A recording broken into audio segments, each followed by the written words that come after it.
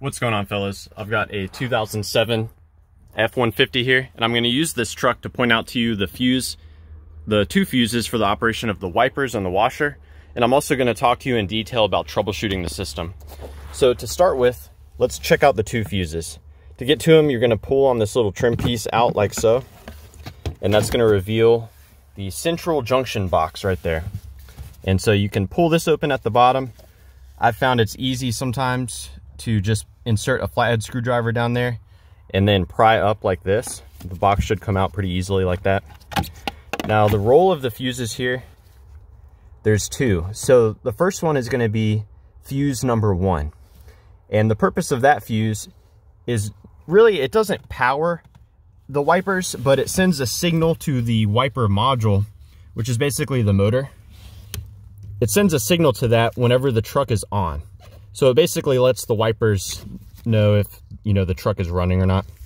And that's going to be that 10 amp fuse all the way at the top here. So be sure to check that out. And that fuse powers other things as well. But, so check that one. And the second fuse for us, that's going to be the main fuse that provides power. And it's number 113. This is a J-case fuse located right here. 30 amp J-case fuse. So this provides constant power to the wiper motor. And the wiper motor actually has a little computer in it that decides what speed to go to based on input from your wiper switch. So those are the two fuses for you to check. And let's go take a trip under the hood, so to speak, so we can look at the actual motor. And we'll talk about troubleshooting that circuit. So in order to get to the motor, you're gonna have to pull this trim piece up. And prior to doing that, you'll have to remove your wiper arm. It's pretty easy to do so. You just have to pull out that little piece right there. And then you kind of wiggle this while you pull it up. And that wiper arm will come right off like so. And let's see. So with that removed, we're gonna open the hood.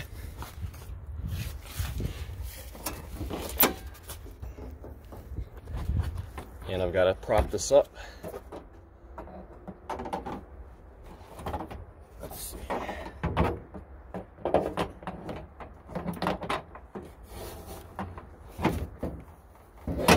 There we go. So now this trim piece has to be removed. And I'm going to be a little rough on it because this is a junkyard car. But you can remove the trim.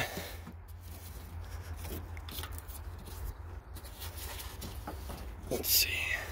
I think there's some clips.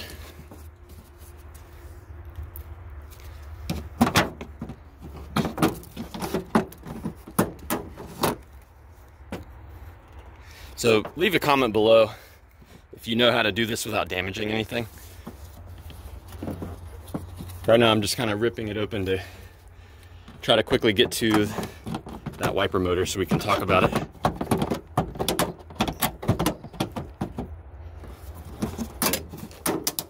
There we go. So here is your wiper motor. We'll go ahead and disconnect it.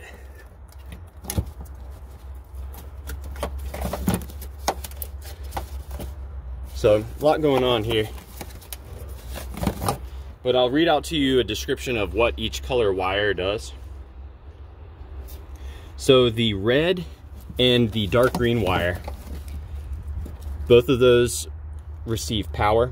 The red wire is the main wire, that 30 amp J-case fuse that we talked about. That's where that comes in at. The dark green wire, that's that 10 amp fuse that basically tells the wiper whether or not to, whether or not the car is on. And the output, let's talk about that. So there's a black white wire coming off of this. That is the one that goes to your washer motor. And everything else is, well, there's two grounds. There's a black and a black light blue. So that black right there and the black light blue, which is right here, both of those go to ground. And everything else comes from your wiper switch, the multifunction switch. So the pink yellow wire, That's going to be that one right there.